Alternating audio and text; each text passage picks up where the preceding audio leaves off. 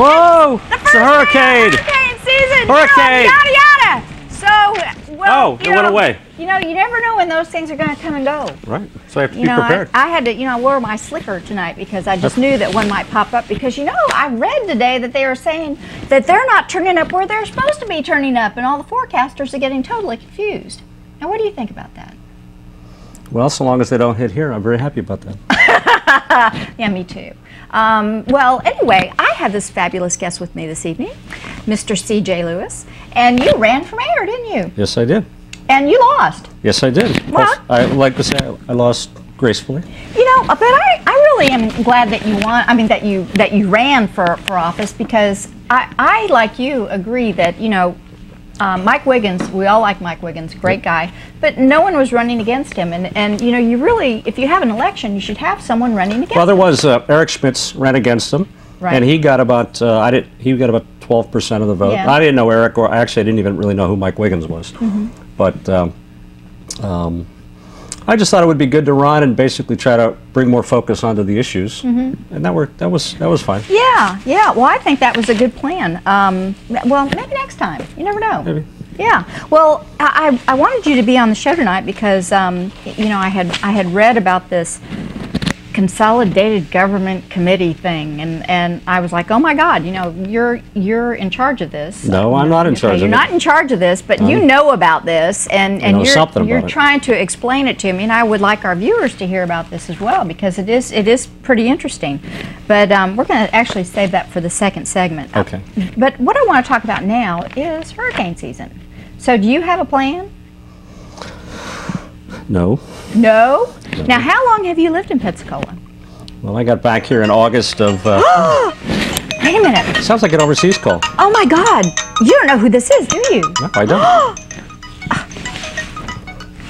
Susan, is that you?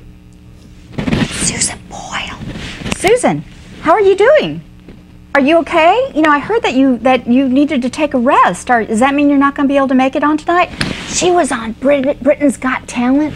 You know that show where she was singing and she sang and it was incredible? You mean what? You're not going to be able to make it tonight? She's not going to be able to make it tonight. Can you sing? No, but you can.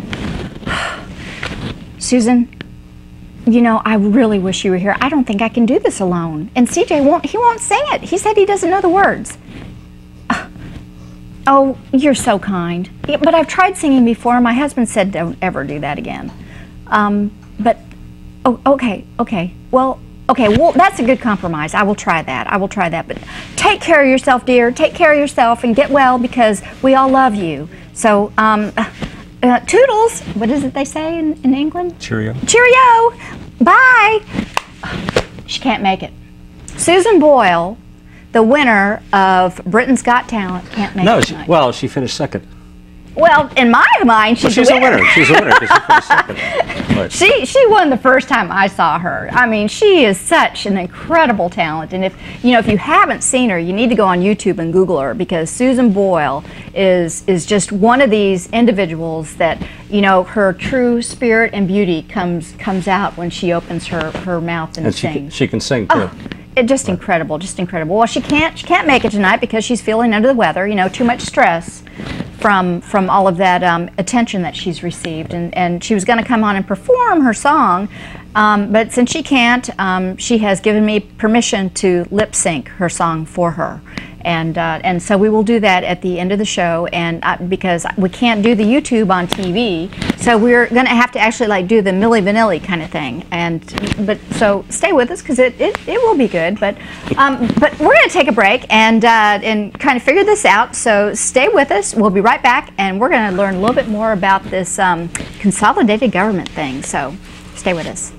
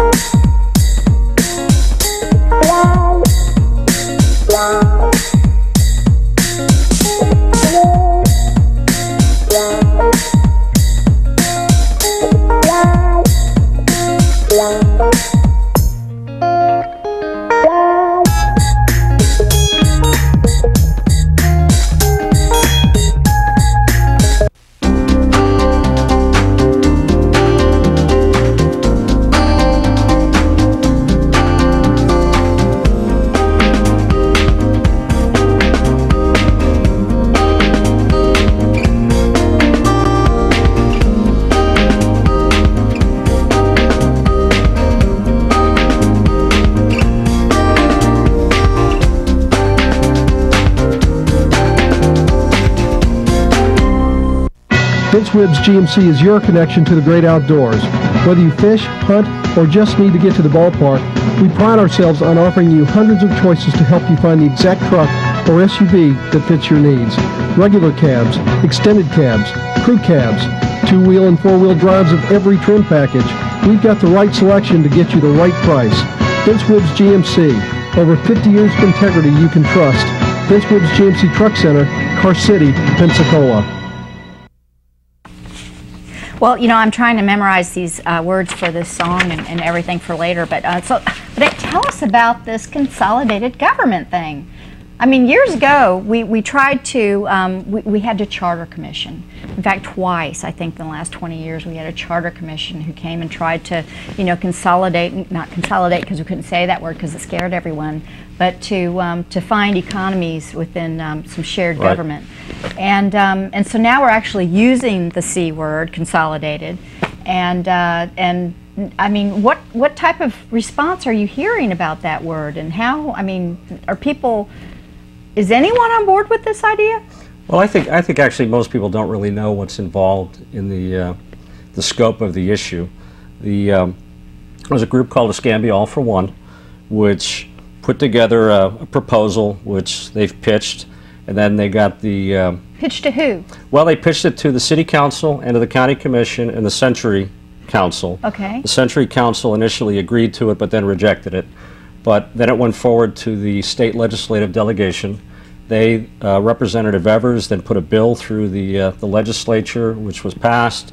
The governor signed it, and what it's done now is create a Escambia County Consolidation Study Commission. And what they're going to do is do a study to look at the existing governments within the county, to include the constitutional officers like the sheriff and the superintendent of schools, ECUA. And the objective is to try to find better ways to conduct our governmental business at a reduced cost. And it could be everything, the recommendations could be everything from simply take the city and the county fire services and put them together into one. How are you going to do this study? Well, that's a good question. I don't know, because we haven't had our first meeting. Okay, yeah. The first meeting is tomorrow at 5:30 p.m. in the Civic Center, and that'll be the organizational meeting. Now, is this like can anybody attend this meeting? Yes, they can. Okay. They can. And there'll be 25 commissioners that have been appointed. So far, I know the names of 21. Okay, and these aren't like the county commissioners. These No. are all volunteers. Right. Just well, there are some. Yeah. There's the list. Yeah. Okay. Some of the names you would recognize. Right. Right. And tomorrow, what they'll do is Escambia All for One is going to brief the commission on the history of the issue, how we got to where we are. And then I believe his name is Greg Smith, who's an attorney, is going to brief the commission on their obligations under Florida's open government laws, which include both Florida's sunshine law about open meetings, but also the open records laws. And then the commission is going to, or has the option at that point, to pick a chairman. And then at that point, Escambia All for One will step back, and then it'll be the 25 members of the commission will decide what they're going to do from there. Well, there are some people in here that are names that I know and great people. I mean, Dr. Rick Harper from the Host Center, and you, Ed Fleming. There's a reverend on here, Reverend Jerry Ireland, Steve Moorhead. So we got attorneys, we got a tax, and then there's also a second sheet. Oh, okay. And these are the three special committees: one on economic development, one on health care, and one on public safety. Now, how much time do you have to do this? I have no idea. Like I said, we haven't met. I don't know how often the meetings are going to be. I mean, is this one of these things where you are going to go and y'all are going to get together and you're going to go say, we need to hire a consultant to do a study? Is that what's going to happen? And it's going to cost $350,000, and that's the only way we can get it done within a time period of 8 months. And then that's going to turn into 28 months. So is that going to happen? You know, we have 4 openings still. If somebody would like to maybe somebody would like to nominate you to serve on I one know of them. they don't want me on there. I know, but well, from what I know, I talked to Scott Remington today, who's one of the co-leaders of Escambia All for One. And as far as my understanding from talking to Scott today is that when they do the handoff, this group doesn't actually have any money and doesn't have any staff. Right. So I guess it's kind of a cold start in that sense. So what do you got to do? Who do you have to ask for money from? Boy, I don't know. That's going to be the chairman's problem, I guess. I mean, he can't. It's not like he's going to be able to raise money out in the community. One of the provisions that's actually in the bill is that they can go out and maybe there could be a consolidated commission show on Blab TV, a fundraiser or something. They couldn't afford it. Well, probably, but that actually is. But they could sponsor Yadda Yadda.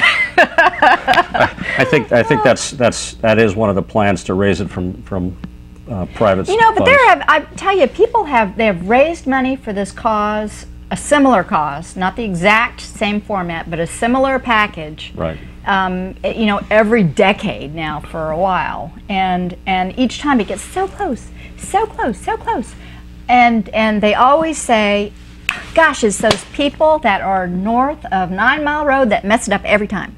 Now, I don't know if that's true or not, but I do know that we have got to do something because our city is shrinking. The city's not shrinking. The city is staying the same size. The population of the city is shrinking. Right, because they're all moving to Pace. Yes, they're all moving to Pace. Right. And I would too if I had kids in school. I mean, the school systems are better. You know, our tax base for the city is low. The tax base is low. The taxes are high. And if we could bring in some of these weird pockets that are all around town with those green trash cans who are getting city services and make them city, you know, I don't want to make them city, I want them to want to be city. Then well, you know, but that's kind of like what Councilwoman DeWeese has proposed with her Pensacola Promise. And I think that's a fabulous idea. Because the idea is to basically make it more attractive for people to live in the city, to reverse the population flow so people want to come back to the city. Right. And that's one of many things, but just as a small example, one that I've talked about is that the city of Pensacola has a small business enterprise program. But in order to be in that program, you could be anywhere within the 325XX zip code region, which means anywhere in Santa Rosa County or Escambia County. So a business that's in Pace or in Molino or wherever is basically on equal footing with a business within the city of Pensacola in contracting with the city. So there really is no incentive for a business to be within the city limits. No, there's not. There's not. They have to pay higher taxes, and and you know, other than that, I mean, the people that are in the county that are interlocked within the little culverts and areas within the city are getting city services anyway. Well, I like to describe it as city life at county prices. You're right. That's exactly right. You're a smart guy. You should I learned that when I picked that up when I was standing in front of the Tryon Library for those 2 weeks, and everybody kept. There was all these people who were coming up and they're telling me they're from Pensacola, and I asked them where, and then they would tell me, and I would go, "What color garbage can do you have?" And they would go, "Green." And they didn't even know that they didn't know we had black garbage cans in the city. They don't know that they live in the county. Now, isn't that ridiculous? It's ridiculous. Well, but as far as the Postal Service is concerned, they live in Pensacola. Well, you know, that's fine for the post. That's federal government. But you know, there are a lot of people who actually like what's going on in the city. And I actually had, when I was at my dentist's office recently, one of the... Who's your dentist? Alan Atkins. Oh, okay. Very fine dentist. Good to know. His dental assistant was talking to me and asked, well, how come you guys get all those great parks in the city of Pensacola? And I think she lives up on 9 Mile Road. And I said, well, we pay for them. Ooh, which is what we do. No, actually, but I think that I've met a lot of people who have moved back. In fact, one recent success story, which is small, is the Bud Shack.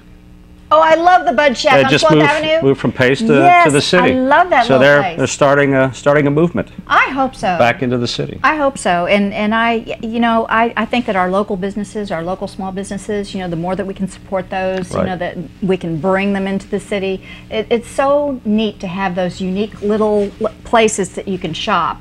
and to support them. So I love the Bud Shack. I stopped by there just this past weekend. Well, it's like, what is it, It's really the cool. shops there at like where the Cactus Flower Cafe Yes, is? yes. Oh, yeah. Love it. Sassafras. Totally love it. Love it all. Well, listen, we got to take a break, and when we get back, we will be setting up for the Susan Boyle lip sync. So, so stay tuned and hear from our fabulous sponsors, and we hope that you'll stay with us. So, be right back.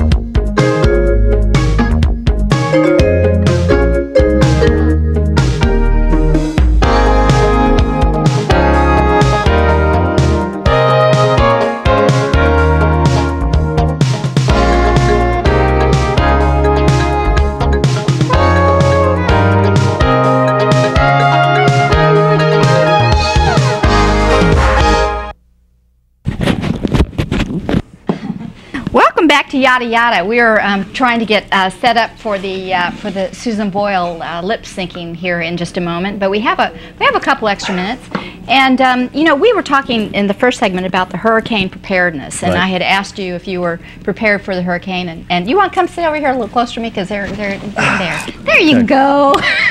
I'll scoot over this way. Okay. So so you were telling me about your hurricane plan. And which was basically your wife. Right, exactly. Hi, Yvonne. Here's my plan. Oh, that's great. Well, she's been through a lot of them. Like I said, when we lived in Okinawa, Japan, we went through multiple typhoons.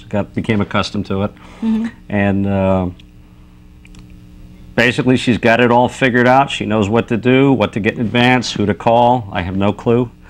Now that you have pets, he recently adopted a kitty and a puppy. Right. And so now you have pets. So now the whole hurricane thing is like a different thing now. Right. So because you have to think of the pets. Well, we had a cat. So our cat died recently, so we got another sorry. one. So that was kind of sad. Yeah. But the dog's a new thing because the dog's big. It's about 42 pounds. So we have to figure out what to do about that. But we have, like, for example, in the recent rains, we had been keeping the dog outside until we could train it a little bit better, but basically that was just cruel. So we let the dog inside the house. Yeah. So we're learning to adapt. And yeah. You just have to, like, you'll have to replace your carpets, you know, and you'll have to replace so far so good. My dog Bonnie is very well behaved. Oh, that's Very well great. behaved. You know, there's something to be said for the rescue dog. You know, it's kind of Right. like they're so grateful to have a home. They are going to be very good. Right. Well, as I told you earlier, someone just abandoned her in the park across the street, so she wound up on our doorstep, and the working with the Junior Humane Society, we were able to adopt the dog, and it's turned out pretty well. Oh, that's great. Yeah, That's so it's great. nice. That's a wonderful addition to your family, I'm And sure. it gets me up early to go take her in a walk in the park across the street, and then I usually take her once or twice more during the day. Good. Okay, Sounds now, what, have you ever been through a hurricane here yourself? I've been through one in Panama City, Florida. And which one was that?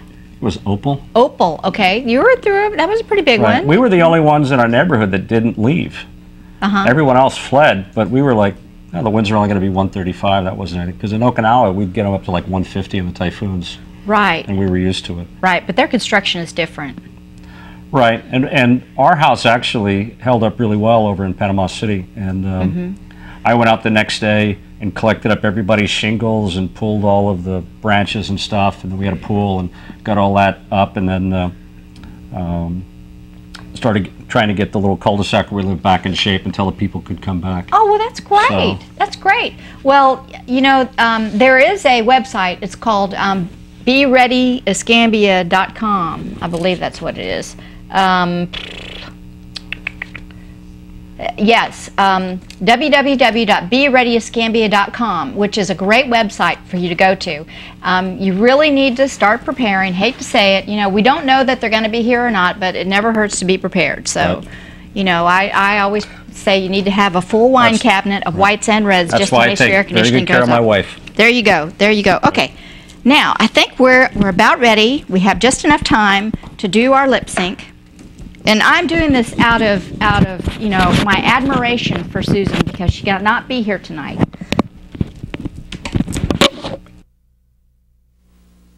I dreamed a dream in time of mine. This time life was living. I dreamed that love would never die.